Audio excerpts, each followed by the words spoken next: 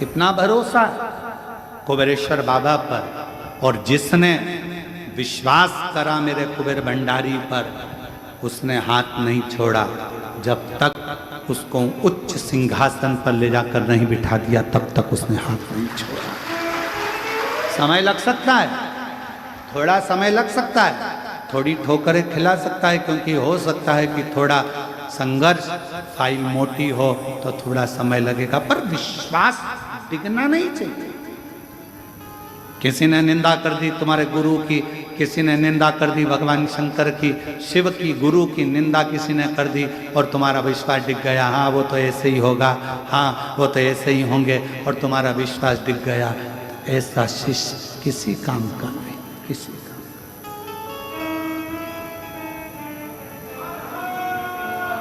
भरोसा, एक विश्वास दृढ़। मुक्ति 3 कदम दूर है, केवल 3 कदम।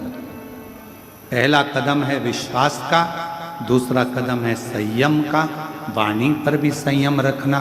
कोई कितना भी गाली दे जाए, कितना ही तुमको अपशब्द कह जाए, तुम्हारी वाणी में से कभी अपशब्द नहीं निकले।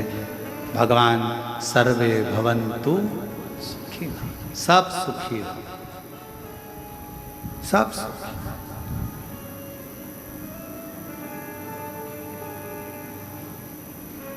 सब सुखी, और उसकी कृपा जब होती है, करुणा जब होती है, तो वो खाली नहीं छोड़ती, खाली नहीं छोड़ती। कितना सुंदर वृत्तांत है। द्रौपदी भारी सभा में उसका केश खींच कर लाया गया था। पति 5 बैठे हैं, 5, कितना 5 पति बैठे हैं। काका ससुर, काकी सास बैठी है, धृतराष्ट्र गांधारी। सभा लगी है, भीष्म पितामह बैठे हैं, गुरु द्रोणाचार्य बैठे हैं, पूरी सभा लगी पड़ी हुई है, पूरी सभा। और चीर खींचा जा रहा है द्रौपदी का। धृतराष्ट्र गांधारी से कहा, धृतराष्ट्र कहते हैं, गांधारी कहती है हमारी तो आंखों पर पट्टी बंधी है, हम नहीं देख सकते। हम कैसे मान लें कि तेरा चीर खींचा जा रहा है? सास कह रही है, काकी सास, धृतराष्ट्र गांधारी कह रहे हैं, हम नहीं कहते। पतियों से कहा मेरा चीर खिंचा रहा है, तुम तो कुछ बोलो। मुख नीचा कर लिया, बोले। अब रोती रोती भीष्म पितामह के पास गई, तुम घर के बड़े हो, कोई साथ नहीं देगा, कम से कम तुम्हें तो कुछ बोलना चाहिए। भीष्म पितामह ने भी कुछ नहीं कहा। मैंने दुर्योधन के घर का अन्न खाया, जैसा खाया अन्न वैसा हो गया मन, जैसा पिया पानी वैसी हो गई वाणी, और जैसा पिया दूध वैसा बन गया बुद्ध। बुद्धि कैसे बनती है? दूध से।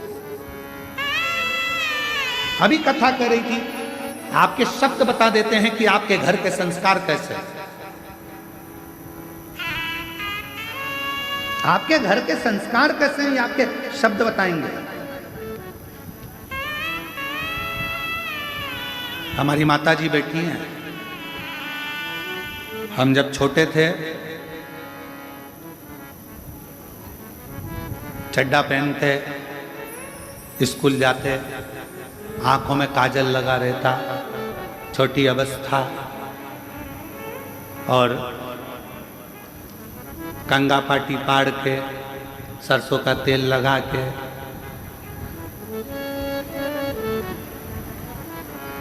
काय अम्मा सही है, और कंगा पाटी पाड़ के और सरसों का तेल लगा के, और बैग में एक तो कुछ था नहीं, तो पन्नी में किताबें रख कर, वो पन्नी मतलब वो जो खजूर आती है, पिन खजूर आती है एक बोरी के अंदर, वो बोरी, पिन खजूर की बोरी जब खाली हो जाती थी तो उसको धो के उसमें किताब रखकर उसमें बद्दी लगाकर माँ पीछे टांग कर, हमने देखा हमारी माता भोजन भी बनाती थी या कोई कार्य भी करती थी, साड़ी में पीकों में फाल भी करती थी, तो रामायण का पाठ करती जाती थी और भगवान का नाम लेकर गुनगुनाते हुए वो संस्कार शायद उनके संतानों में भी वो सीखे। मां प्रथम गुरु होती है। आप अगर रामायण लेकर बैठे हो, आप अगर गीता लेकर बैठे हो, आप अगर पुराण लेकर बैठे हो, तो तुम्हारी औलाद भी एक दिन सीहोर वाला महाराज जिस व्यासपीठ पर बैठा है, तुम्हारी औलाद भी वहां जरूर बैठेगी।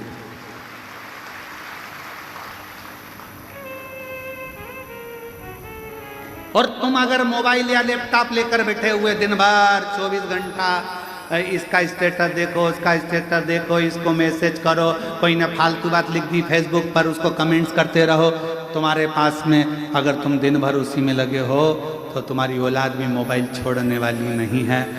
उससे दूरी बनाने के लिए तुम्हें अपने बच्चों को अगर विद्वान बनाना है तो थोड़ी विद्वत्ता अपने साथ रखना पड़ेगी। हाथ में रामायण, गीता, शिव पुराण, भागवत को रखना पड़ेगा, तब जाकर ये समय आगे बढ़ता है। तब हम क्या रख रहे हैं? किसी के पास समय नहीं है आज के जमाने, किसी के पास।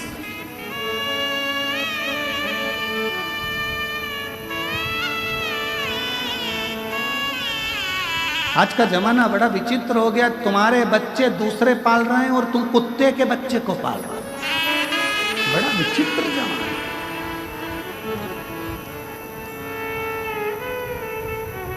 तुम्हारे बच्चे दूसरे की गोदी में और कुत्ते का बच्चा तुम्हारी गोदी में। बड़ा विचित्र जमाना। इतने विचित्र जमाने में अगर आप अपने हाथों में अगर थोड़ी देर रामचरितमानस को, थोड़ी देर भागवत को, थोड़ी देर गीता को, थोड़ी देर शिव पुराण को, थोड़ी देर कुर्म पुराण को, थोड़ी देर भागवत पुराण को रखोगे, तो आपके जीवन का एक आनंद अपने आप बढ़ता चलेगा। अपने आप एक शक्ति, एक बल। और हम कहते हैं अगर तुम्हारे शरीर में कोई बल नहीं है, तुम्हारे शरीर में कोई एनर्जी नहीं है, तुम्हारा हाथ अगर थर थर कांपता है, तुम्हारा शरीर थोड़ी सी देर में कांपने लगता है, तुम्हारी एनर्जी तुम्हारे शरीर की अगर तुम्हें कम लग रही है, तो हम उनसे कहते हैं शंकर जी के मंदिर में जाओ, 3 बार शिव जी का चढ़ा हुआ जल, जया, विषहरा, शामरी बारी, दौतली, देव, शंकर जी की 5 लड़कियों का नाम लेकर नंदी के पास बैठकर उस जल का आचमन कर लो। धीरे धीरे हाथ कांपना बंद होगा और साथ में बल बढ़ेगा। आत्म बल बढ़ना चाहिए। आज का जमाना आत्म बल नहीं बढ़ता, हिम्मत हार जाता है। हाँ, अगर कोई बीमारी विशेष है, डॉक्टर को जरूर दिखाओ, क्योंकि डॉक्टर शिव का एक रूप है, उसको दिखाओ। दवाई, जांच सब कराना चाहिए, क्योंकि शिव का एक प्रतिबिंब डॉक्टर को माना गया।